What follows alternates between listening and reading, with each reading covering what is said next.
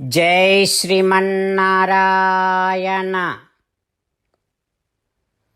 శ్రీమద్భగవద్గీత 9వ అధ్యాయము రాజవిద్య రాజగుహ్యయోగము 17వ శ్లోకము. పితాహమస్య జగతో మాతా ధాతా పితామహః వేద్యం పవిత్రం ఓంకారః రుక్సామ యజురేవ చ. ఓం. గీతాచార్యుడు శ్రీకృష్ణ పరమాత్మ అర్జునుడితో పాటు మనందరికీ రాజవిద్య రాజగుహ్య యోగాన్ని ఉపదేశం చేస్తూ ఉన్నాడు. పరమాత్మ ఈ రకంగా అంటూ ఉన్నాడు, మహాత్ములు నన్ను ఎన్ని రకాలుగా ఎన్ని విధాలుగా భావించి ఉపాసన చేస్తూ ఉంటారో చెబుతూ ఉన్నాను, విను. ఓ అర్జునా, నీతో కూడినటువంటి ఈ జగత్తుకంతటికి కూడా నేనే తండ్రిని. అర్జునా, నీతో కూడి ఉన్నటువంటి ఈ జగత్తుకంతటికి కూడా నేనే తల్లిని. అర్జునా, నీతో కూడి ఉన్నటువంటి ఈ జగత్తుకంతటికి సంరక్షకుడిని నేనే. అర్జునా, ఈ జగత్తుకంతటికి కూడా పితామహుడను నేనే. ఈ జగత్తులో ఉండేటటువంటి సకల వంశముల మూల పురుషులందరూ కూడా నేనే. అర్జునా, నీతో కూడి ఉన్నటువంటి ఈ జగత్తునంతటిని కూడా పవిత్రము చేసేటటువంటి వాడిని నేనే. అంతేకాదు అర్జునా, ఈ జగత్తులో ఉండేటటువంటి సకల పావన వస్తువులు పవిత్రము చేయగలిగినటువంటి వస్తువులన్నీ నేనే. అర్జునా, వేదము యొక్క లక్ష్యాన్ని నేను, అంటే వేదము చేత తెలియబడేటటువంటి వాడిని నేను. అర్జునా, ఈ జగత్తులో ప్రతి ప్రాణికి ఉండేటటువంటి జ్ఞానము యొక్క లక్ష్యాన్ని నేనయ్యా. అర్జునా, పవిత్రమైనటువంటి వేద బీజమైనటువంటి ఓం అని చెప్పబడే ప్రణవాన్ని నేనే. అర్జున, ఋగ్వేదము, సామవేదము, యజుర్వేదము అన్నీ నేనే. ఇన్ని రకాలుగా విస్తరించి ఉన్నటువంటి నన్ను మహాత్ములు ఇన్ని విధాలుగా ఉపాసన చేస్తూ ఉంటారు అంటూ శ్రీకృష్ణ భగవానుడు తన యొక్క దివ్యమైనటువంటి వైభవాన్ని మహాత్ములు ఏ ఏ రకాలుగా ఉపాసన చేస్తూ ఉంటారో స్పష్టంగా తెలియచేస్తూ ఉన్నాడు. పరమాత్మ ఉపదేశాన్ని మనసారా భావన చేస్తూ భగవానుడు ఎన్ని విధాలుగా ఉన్నాను అని చెబుతూ ఉన్నాడో అన్ని విధాలుగా అన్ని సందర్భాలలో ఆ పరమాత్మ మాటలు జ్ఞాపకము చేసుకుంటూ మన అమ్మను చూస్తే శ్రీకృష్ణ భగవానుడు జ్ఞాపకం రావాలి. మన తండ్రిని చూడగానే శ్రీమన్నారాయణుడు జ్ఞాపకము రావాలి. మన తాతలు ముత్తాతలను చూస్తే జ్ఞాపకం చేసుకుంటే వెంటనే శ్రీమన్నారాయణుడు మన మనస్సులో కదలాలి. మనకి ఎవరు రక్షకుడు అని అనుకుంటూ ఉన్నామో, మనని ఎవరు కాపాడుతూ ఉన్నారు అని అనుకుంటూ ఉన్నామో, మనము ఎవరి భద్రతలో ఉన్నామో అని అనుకుంటూ ఉన్నామో వారు కూడా శ్రీమన్నారాయణుడే అనేటటువంటి జ్ఞానము మనలో సదా కలుగుతూ ఉండాలి.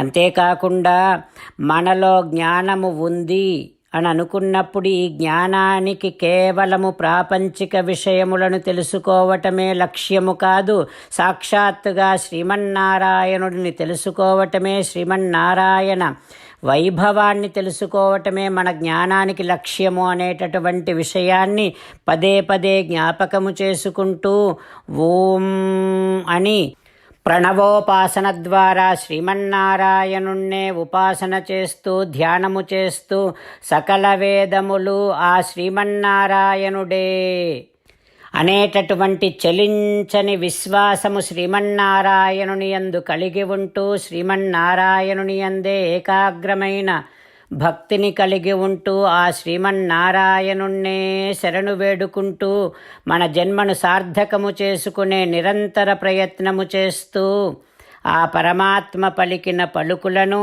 అదేవిధంగా పలికే ప్రయత్నం చేద్దాం.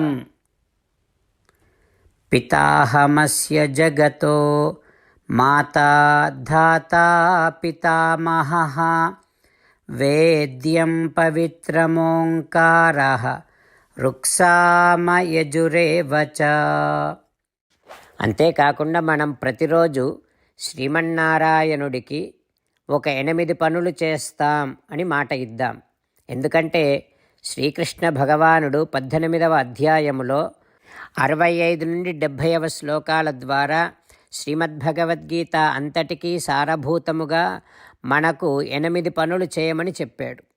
అలా చేస్తే చాలు, నేను మిమ్మల్ని అన్ని విధాలుగా రక్షిస్తా అని ప్రమాణపూర్వకముగా ప్రతిజ్ఞ కూడా చేశాడు.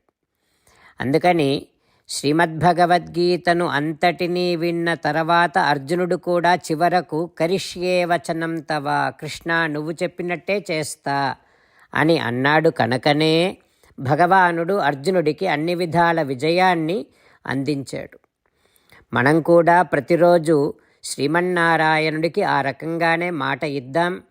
8 పనులు చేస్తాం అని మనము మాట ఇస్తే అది అష్టాక్షరీ మహామంత్ర జపము చేసినటువంటి ఫలితాన్ని మనకు ప్రతిరోజు ఇస్తుంది. ఇట్లా మాట ఇవ్వటం కంటే గొప్ప పూజ, యజ్ఞము, తపస్సు మరొక్కటి లేనే లేదు. అందుకని నేను అంటూ ఉంటాను, మీరు మనస్సులో భావిస్తూ ఉండండి. ఈ రకంగా మనము మాట ఇస్తూ ఉంటే శ్రీకృష్ణ భగవానుడి ముఖారవిందములో కలిగేటటువంటి ఆనందాన్ని మనం ప్రతిరోజు దర్శిద్దాం, ఆస్వాదిద్దాం. జై శ్రీమన్నారాయణ. హో శ్రీమన్నారాయణ, నువ్వు చెయ్యమన్నట్టే నేను నిన్నే సంతతము ధ్యానము చేస్తూ ఉంటా. హో శ్రీమన్నారాయణ, నువ్వు చెప్పినట్టే నేను నీ భక్తుడిగానే ఉంటా. హో శ్రీమన్నారాయణ, నువ్వు చెయ్యమన్నట్టే నేను నా విధులను కర్తవ్యాలను నీ సేవగా నీ తృప్తి కోసమనే సక్రమంగా నిర్వర్తిస్తూ ఉంటా. హో శ్రీమన్నారాయణ, నువ్వు చెప్పినట్టే నేను నీవాడిని అనే మహావిశ్వాసముతో నీకే నమస్కరిస్తూ ఉంటా. హో శ్రీమన్నారాయణ, మామేకం శరణం వ్రజ, నన్ను ఒక్కడిని మాత్రమే శరణు వేడుకో అని నువ్వే అన్నావు కనుక నేను నిన్ను ఒక్కడిని మాత్రమే శరణు వేడుకుంటా. హో శ్రీమన్నారాయణ, మా శుచః, ఇక దుఃఖించకు అని నువ్వే నాకు భరోసా ఇస్తున్నావు కనుక నేను ఇక దుఃఖించను. హో శ్రీమన్నారాయణ, నువ్వు చెప్పినట్టే నువ్వు నా కోసమని అనుగ్రహించినటువంటి శ్రీమద్భగవద్గీతను ప్రతిరోజు కనీసము 1 శ్లోకాన్నైనా జ్ఞాపకం చేసుకుంటూ శ్రీమద్భగవద్గీతను అనుసంధానము చేస్తూ ఉంటా. హో శ్రీమన్నారాయణ, నువ్వు చెప్పినట్టే నువ్వందరి కోసమని చెప్పినటువంటి శ్రీమద్భగవద్గీతను తెలియని భక్తులందరికీ తెలియచేసే నా వంతు ప్రయత్నాన్ని నేను నిరంతరము కొనసాగిస్తూనే ఉంటా. హో శ్రీమన్నారాయణ, నేను నువ్వు చెప్పినట్టే చేస్తా, నీకు నచ్చినట్టే ప్రవర్తిస్తా, నీకోసమే పని చేస్తూ ఉంటా.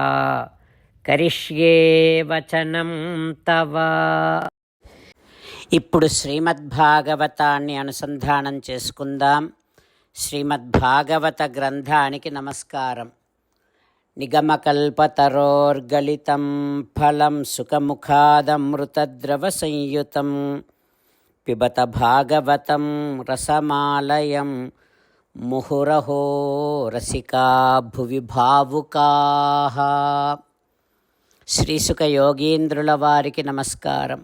యం ప్రవ్రజంతమనుపేతమపేతకృత్యం ద్వైపాయనో విరహకాతర ఆజుహావ పుత్రేతి తన్మయతయా తరవోభినేదుః తం సర్వభూతహృదయం మునిమానతోస్మి.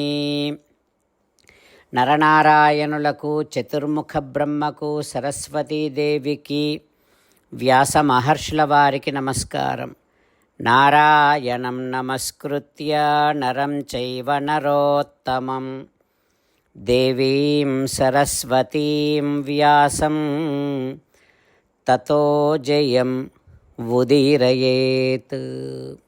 శ్రీమద్భాగవతము 10వ స్కంధము 10వ స్కంధములో 93వ రోజు. సూత మహానుభావుడు శౌనకాది మహర్షులందరికీ ప్రవచనం చేస్తూ ఈ రకంగా చెబుతూ ఉన్నాడు. ఓ మహర్షులారా, శ్రీ సుఖయోగీంద్రుల వారు పరీక్షిన్నరేంద్రుడికి శ్రీమద్భాగవతాన్ని ఉపదేశం చేస్తూ ఇలా చెబుతూ ఉన్నాడు.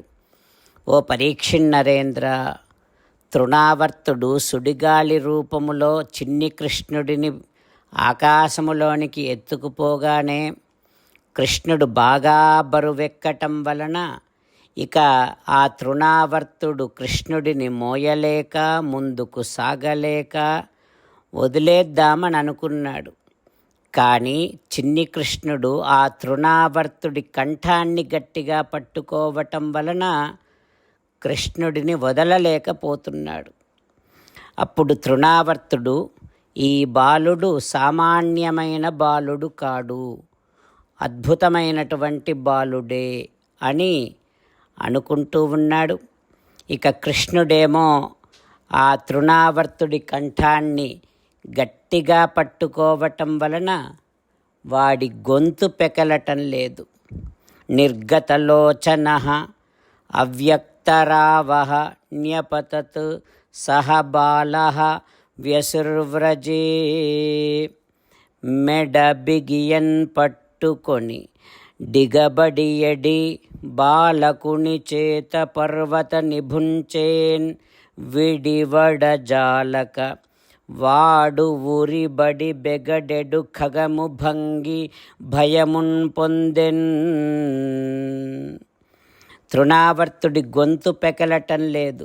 ఉరిలో చిక్కుకొని గిలగిలా కొట్టుకునేటటువంటి ఒక పక్షిలాగా తృణావర్తుడు కొట్టుకుంటున్నాడు.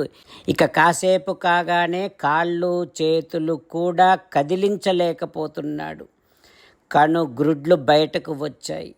కృష్ణుడు కంఠాన్ని గట్టిగా పట్టుకోవటం వలన గ్రుడ్లు బయటకు వచ్చి ఊపిరాడక ఆ తృణావర్తుడు ప్రాణాలు వదిలేసి ఆ చిన్ని కృష్ణుడితో పాటు ఒక్కసారిగా అంత ఎత్తు నుండి నేల మీద పడిపోయాడు అంటూ శ్రీ శుకుల వారు ఉపదేశం చేస్తూ ఉన్నారు. ఆ తర్వాత ఏం జరుగుతుందో రేపు తెలుసుకుందాం.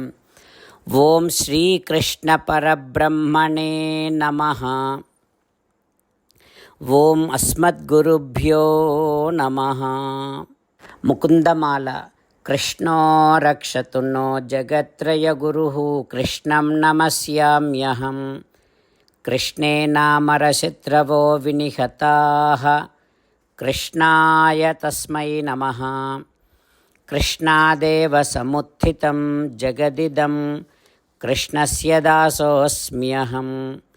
కృష్ణే తిష్టతి విశ్వమేతదఖిలం హే కృష్ణ సంరక్ష మాం. శ్రీమద్భగవద్గీత 9వ అధ్యాయము 17వ శ్లోకము. పితాహమస్య జగతో